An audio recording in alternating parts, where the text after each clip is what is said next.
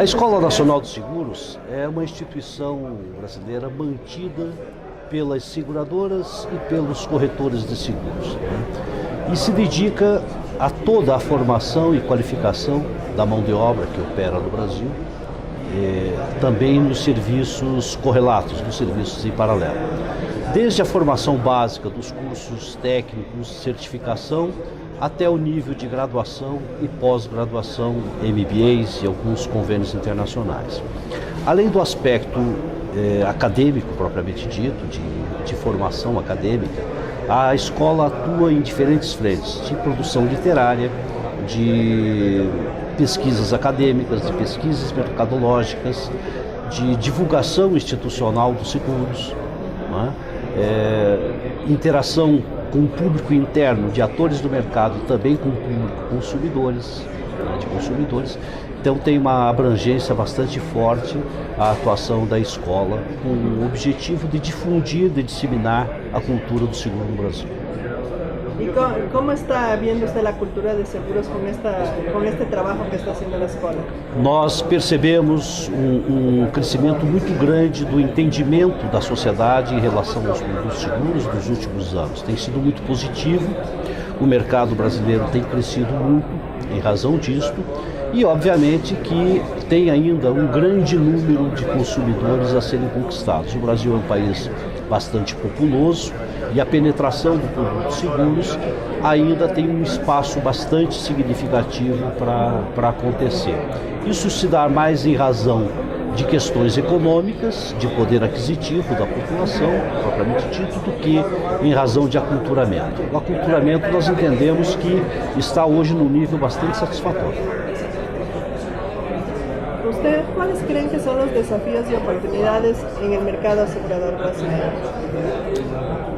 O desafio e a mesma oportunidade do mercado segurador brasileiro é exatamente atingir as categorias, a população de mais baixa renda, né? Nós temos uma migração social muito importante nesse momento no país, né?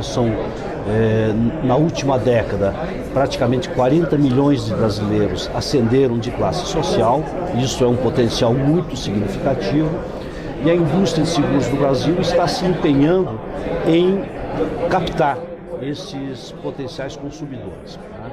Os desafios mais expressivos que nós consideramos é a redução de carga tributária e a inovação em termos de produtos de custos mais acessíveis para a população de baixa renda, conciliando, obviamente, com a necessária legislação específica sobre microseguros para poder atender ainda classes menos favorecidas da sociedade. Estes são os principais desafios e a nossa principal oportunidade de desenvolvimento.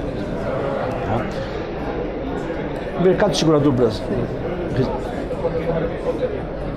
O crescimento do mercado que ha registrado ha sido o que Sim, o crescimento do mercado de seguros do Brasil tem sido muito expressivo nos últimos 10, 12 anos, né? Temos tido um crescimento do produto interno bruto num patamar de 2 a 4%, e o crescimento do setor de seguros tem atingido 13, 12, 15% a cada ano. De forma cumulativa, o mercado de seguros brasileiro cresceu 500% em 2 décadas. Então é muito expressivo. E tudo indica que esse crescimento continuará acentuado, continuará forte.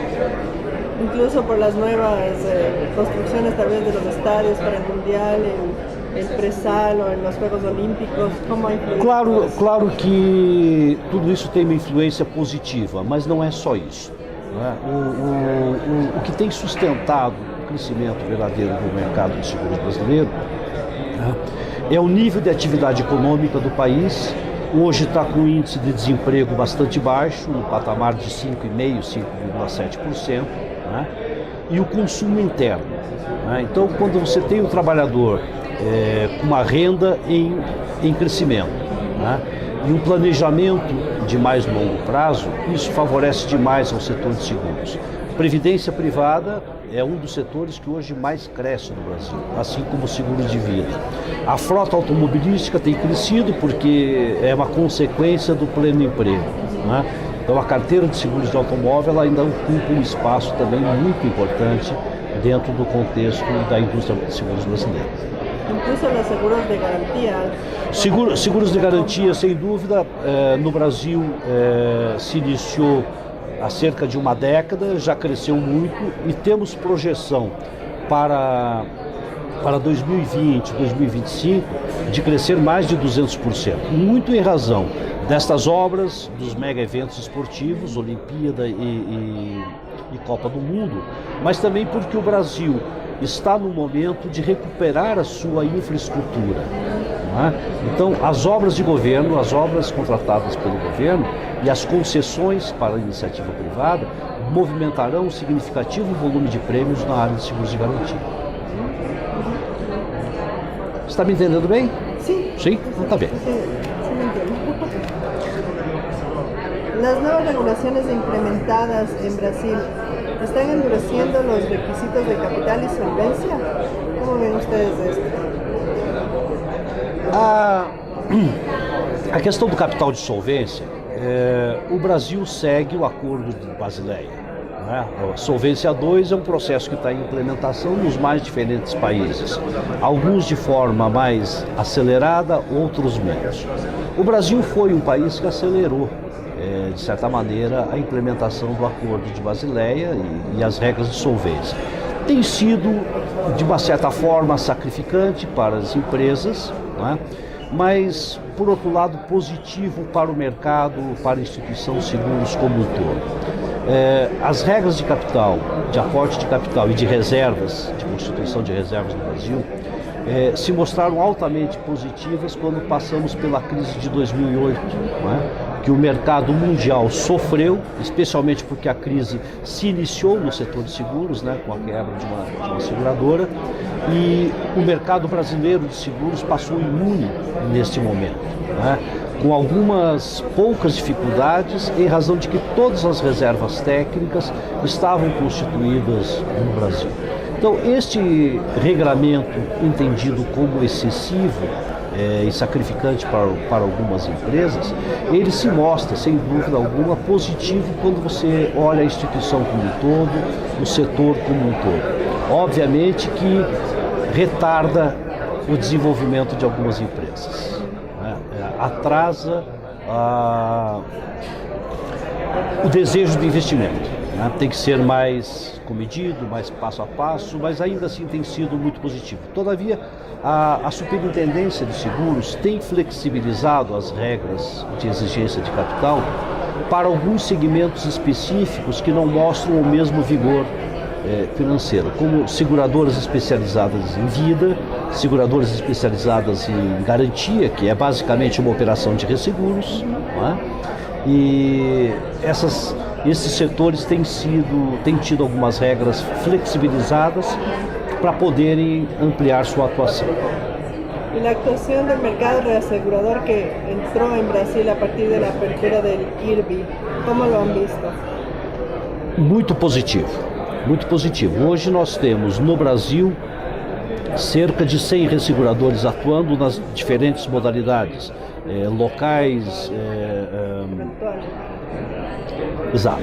Então, instalou-se uma competição importante, não necessariamente reduziram os custos, como eram expectativas anteriores, mas para alguns segmentos sim, para outros nem tanto, mas temos um mercado bem mais saudável, bem mais competitivo. O IRB, além da quebra do monopólio, recentemente passou por um processo de privatização. Agora ele começa a se colocar como uma empresa privada, sem mais a participação estatal. E tudo isso é muito positivo para o desenvolvimento do mercado brasileiro, porque as seguradoras, obviamente, precisam contar com resseguradores que tenham a expertise não só do ramo de atuação, mas do local onde se contrata riscos. Então, essa abertura do mercado de resseguros trouxe mais vigor ao desenvolvimento do mercado brasileiro. Ok? Sim, por favor. ¿Qué nos puede decir al respecto, comparando Brasil un poco con Latinoamérica? Como en los países emergentes, ¿cómo está nuestra situación para el mercado global de aseguradoras de aseguradoras? Considerando o Brasil em relação aos mercados emergentes, como China, como Índia, como Rússia, né? Nós consideramos que o Brasil é, dentre todas essas oportunidades, das melhores. Primeiro porque nós temos hoje uma estabilidade política que é muito importante para o capital estrangeiro. A estabilidade jurídica passa a ser fundamental para as operações, em especial no setor de seguros, né? E nós temos uma população de 200 milhões de habitantes, né, que tem tido um grande avanço no seu potencial de consumo. Isto abre oportunidade para todos, né, em especial para o setor de seguros. Mas, fundamentalmente, a estabilidade política e a estabilidade jurídica, um país que honra contratos, isto me parece ser um grande indicativo de investimento positivo, né? Nós, se compararmos com a Índia, nós temos uma diferença muito significativa, que a Índia fala 40 idiomas oficiais, o Brasil fala um só, né? Então você formatar contrato em 40 idiomas diferentes deve ser uma complexidade muito grande, sem dúvida alguma. Com a China, também uma relação onde a estabilidade jurídica deixa um certo temor para o investidor estrangeiro, né? Então essas questões estão superadas no Brasil, né? Por isso é muito mais fácil. Além do que, o Brasil se situa como centro da América Latina, né? Tem hoje um desenvolvimento do produto interno bruto sustentado pelo consumo interno, mais do que qualquer outra situação, tem tido um aumento da renda per capita, né? E é, sem dúvida alguma, o celeiro de negócios para a América Latina. Quer dizer, do Brasil se irradiam hoje as decisões, as oportunidades em todos os seus vizinhos, né? Argentina, Paraguai, Uruguai, Colômbia, enfim, né? Sem dúvida alguma, o investidor estrangeiro que pensa em América Latina, ele não tem hoje um atrativo maior fora do Brasil.